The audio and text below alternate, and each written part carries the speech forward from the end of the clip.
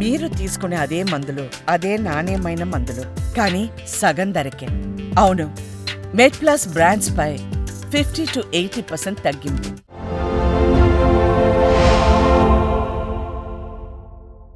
Lymphoma గురించి మాట్లాడదాం. Lymphoma అంటే ఏంటి, అసలు దీని ప్రారంభం ఎట్లా గుర్తించాలి, దీని లక్షణాలు ఎట్లా ఉంటాయి, ఎట్లా ట్రీట్మెంట్ చేస్తారు? సో ఇందాక బ్లడ్ క్యాన్సర్స్లో రకాలు చెప్పాను. దీంట్లో లుకీమియాస్, లింఫోమాస్, మైలోమాస్ ఉంటాయి. వైట్ సెల్స్లో వచ్చే క్యాన్సర్సే ఇవన్నీ: లింఫోమా, లుకీమియా, మైలోమా. లింఫోమాలో పర్టికులర్గా లింఫోసైట్స్ అనే కణాల నుంచి ఈ లింఫోమా అని పుడుతుంది. ఈ లింఫోసైట్స్ ఎక్కడ ఉంటాయి? లింఫ్ గ్రంథుల్లో ఉంటాయి. ఈ లింఫ్ గ్రంథుల్లో ఉండే వైట్ సెల్స్ క్యాన్సర్గా మారి సంఖ్య ఎక్కువైపోయినప్పుడు లింఫోమా అంటాం. లింఫోమా అనేది లింఫ్ గ్రంథులు అనేవి మన శరీరంలో అన్ని ప్రాంతాల్లో ఉంటాయి. మెడలో ఉంటాయి, చంకల్లో ఉంటాయి, గజ్జల్లో ఉంటాయి, బాడీ అంతా ఉంటాయి. బేసికల్లీ ఇవన్నీ ఏంటంటే ఇవన్నీ ఒక్కొక్క మల్టిపుల్ పోలీస్ స్టేషన్లు అని చెప్పొచ్చు. ఒక్కొక్క చోట ఒక్కొక్కటి, అంటే ఆ ప్రాంతంలో ఉండే ఇన్ఫెక్షన్ని కంట్రోల్ చేస్తూ ఉంటాయి. వాటిల్లో ఇందాక చెప్పిన జెనెటిక్ ప్రాబ్లమ్స్ వల్ల, జెనెటిక్ ప్రాబ్లమ్ అంటే మధ్యలో వచ్చే మ్యూటేషన్స్ వల్ల అవి క్యాన్సర్గా మారిపోతాయి. ఈ లింఫోమా, హాడ్స్కిన్స్ లింఫోమా, నాన్ హాడ్స్కిన్ లింఫోమా 2 రకాలు ఉంటాయి అన్నట్టు.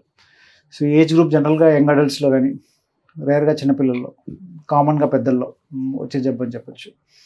వీటికి లుకీమియాస్కి, మైలోమాకి కొద్ది తేడా ఉంటుంది. ఇవి ప్రజెంటేషన్ కానీ కొద్దిగా వాటి అంత అగ్రెసివ్ ఉండవు. ట్రీట్మెంట్ కూడా యూజువల్గా జనరల్గా వీళ్ళల్లో కొద్దిగా డిఫరెంట్ ఉంటుంది. సెషన్స్ కానీ, తర్వాత నెంబర్ ఆఫ్ డ్రగ్స్ కానీ కొద్దిగా లిమిటెడ్గా ఉంటాయి ఈ లింఫోమా పేషెంట్స్లో. అట్లా డిఫరెన్సెస్ ఉంటాయి. ఇంకోటి సార్, ఈ సికిల్ సెల్ అంటున్నాం కదా, సికిల్ సెల్ అనేది వంశపారంపర్యంగా వస్తుందా? దీన్ని రాకుండా ఎలాంటి జాగ్రత్తలు తీసుకోవాలి, దీనికి ఎట్లా ట్రీట్ చేస్తుంది? సికిల్ సెల్ అనీమియా అనేది రక్తహీనత, ఒక రకమైన రక్తహీనత. దీంట్లో మెయిన్గా ఇది జెనెటిక్ ప్రాబ్లం. అంటే తల్లిదండ్రుల నుంచి పిల్లలకి వస్తుంది. తల్లిదండ్రుల్లో తెలియకుండా ఒకరికి ఉంటుంది, ఇంకొకరికి ఉంటుంది. వాళ్ళిద్దరిని కలుసుకొని పిల్లల్లో సికిల్ సెల్ అనీమియా తయారవుతుంది. రక్త కణాలు అందరికీ డిస్క్ షేప్లో ఉంటాయి. రౌండ్ బ్యాటరీ ఉంటుంది చిన్నగా, ఆ టైప్లో ఉంటుంది, కానీ ఎలాస్టిక్ ఉంటుంది, బాగా సాగుతుంది. ఇప్పుడు హార్ట్ పంప్ చేసినప్పుడు ఆ రక్త కణాలన్నీ కూడా ఈజీగా సరఫరా అయిపోతాయి. ఇప్పుడు గుండె దగ్గర ఉన్న రక్తనాళాలు చాలా పెద్దగా ఉంటాయి. ఇప్పుడు వేళ్ళ చివరిలో ఉండేవి చాలా చిన్నగా ఉంటాయి, కనపడకుండా. సో అదే రక్త కణము, ఎర్ర రక్త కణము ఈజీగా వెళ్ళి చిన్న చిన్న ప్లేసెస్లో కూడా స్ట్రెచ్ అయిపోయి వెళ్ళిపోయి వచ్చేస్తుంది. ఇది నార్మల్ ఎర్ర కణం. సికిల్ సెల్ ఏమవుతుందంటే ఆ ఎర్ర రక్త కణం రూపం మారిపోతుంది కొడవలి షేప్లోకి. కొడవలి అంటే మనకు తెలుసు కదా, ఈ షేప్లో ఉంటుంది కొడవలి. ఆ షేప్ సికిల్ షేప్ అంటాం. ఆ షేప్లోకి మారిపోయేసరికి ఈ కణాలన్నీ అడ్డుపడతాయి రక్తనాళాలకి. అంతే కదా, ఫ్లో అవ్వదు సరిగ్గా.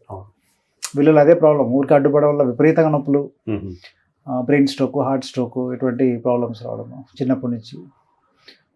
అందరికీ ఒకేలాగా ఉండదు. కొంతమందికి మైల్డ్గా ఉంటుంది, కొంతమంది సివియర్గా ఉంటుంది. ఇది బాగా ఇబ్బంది పెట్టే జబ్బు.